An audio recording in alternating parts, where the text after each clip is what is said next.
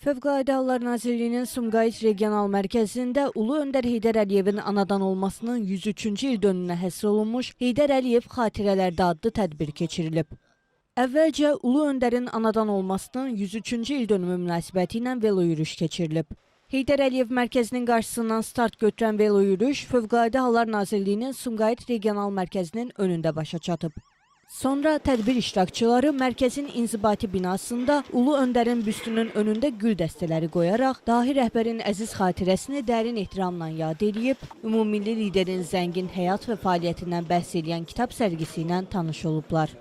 Daha sonra tədbirdə çıxış edən Sumqayıt Regional Mərkəzinin rəisi Polkovnik Vaqif Fətullayev, Nazirliyin regional mərkəzində işin təşkili, layihələrin idarə edilməsi və təhsil məsələləri üzrə Baş İdarəsinin rəis müavini Gündüz Həmzəyev və digər natiqlər Ulu Öndər Heydər Əliyevin xalqımız və dövlətimiz qarşısındakı misilsiz xidmətlərindən, eyni zamanda dahi rəhbərin zəngin siyasi irsinin gələcək nəsillər üçün əhəmiyyətindən söz açıblar.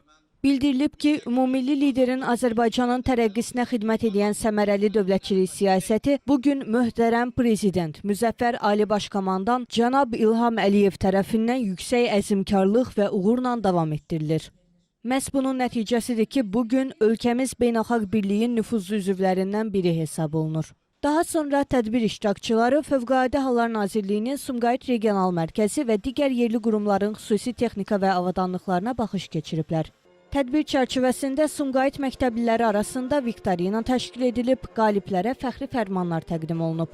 Mərasim unudulmaz rəhbərin 103 illiyi şərəfinə 103 ədəd helyum şarının havaya buraxılması ilə yekunlaşıb.